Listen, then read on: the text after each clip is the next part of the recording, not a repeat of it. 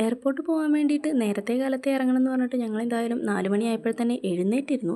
അങ്ങനെ പിന്നെ ഒരു 5, 5:30 ആകുമ്പോഴേക്കും ഇറങ്ങാമെന്നായിരുന്നു ഞങ്ങളുടെ പ്ലാൻ. എങ്കിലും ഞങ്ങൾ ഇറങ്ങിയപ്പോഴേക്കും ഒരു 6 മണിയായിട്ടുണ്ടായിരുന്നു. പക്ഷേ ഒരു കുഴപ്പമില്ല, നമ്മൾ സമയത്തിന് തന്നെ അവിടെ എത്തിയിട്ടുണ്ടായിരുന്നു കേട്ടോ. 4 മണിക്ക് എണീച്ചത് കൊണ്ട് തന്നെ എല്ലാത്തിനും നല്ല ഉറക്കക്ഷീണം ഉണ്ടായിരുന്നു. ഞാനും പകുതിയല്ല മുക്കാൽ ഉറക്കത്തിലായിരുന്നു ഞാനും. ഏതായാലും ഞങ്ങൾ നേരെ എയർപോർട്ട് പിടിക്കാൻ വേണ്ടിയിട്ട് വേഗം തന്നെ പോയിട്ടോ.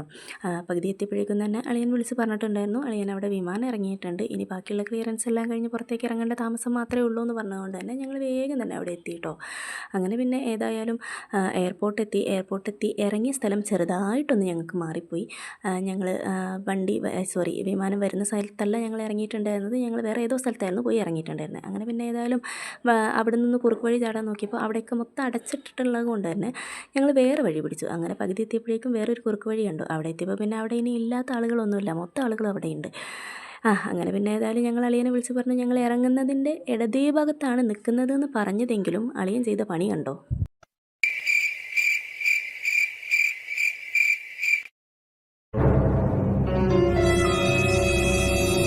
അങ്ങനെ പിന്നെ തിരിഞ്ഞു പോയ അളിയൻ്റെ പിറകെ ഒരു കൂട്ടയോട്ടം നടത്തുക എന്നുള്ളത് ഞങ്ങൾക്ക് വേറെ ഓപ്ഷൻ ഇല്ലായിരുന്നു. അപ്പോൾ പിന്നെ ഞങ്ങളൊന്നും നോക്കിയില്ല, എല്ലാവരും കൂടി ഒരൊറ്റ പോക്കായിരുന്നു.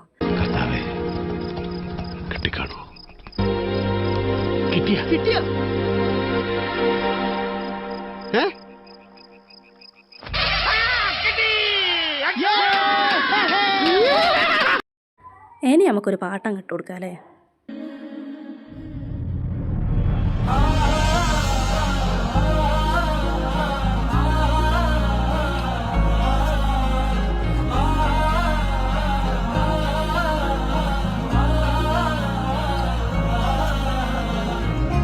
കൃത്യമായിട്ട് ഇടത്തോട്ട് വരാൻ പറഞ്ഞപ്പോൾ വലത്തോട്ട് പോയ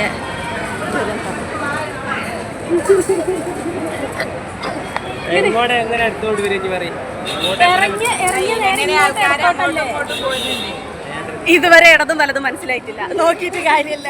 അപ്പോൾ ഓക്കെ, ബൈ.